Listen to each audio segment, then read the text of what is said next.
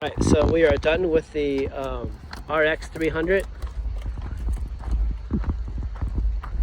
2001 window clip that broke right here. So ultimately the window came out on the driver's side, it came out, and then we fixed the clip. When we put it back in the same way, it came down, but then the front tilted down first, come in, and then become horizontal, and then go up and down. But make sure you have to, when it's pointing down, make sure you fit in there.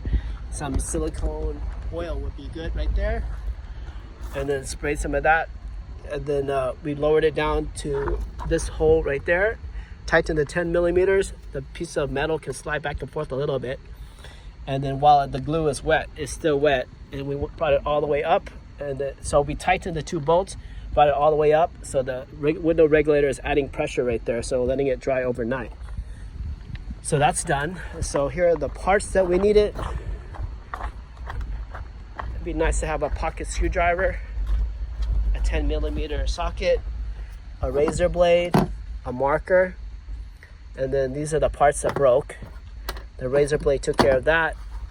This kind of helped, not really. And then the marker is to mark this line. So you don't see it, it's underneath here, but before I took it out, I marked two black lines with the Sharpie on both sides, so I know when I took out the old clip and cleaned everything with the razor, and I used some gasoline, that all the residue is gone, so I don't know where to put it. So I had to use that guide before I took all the glue away. So make sure you mark where it comes vertically, and when you push it, it oozes out. Use either your hand or the flathead screwdriver to work it around. But make sure that you wear gloves, because this polyurethane stuff takes like a whole week to get out of your hands. All right, all done.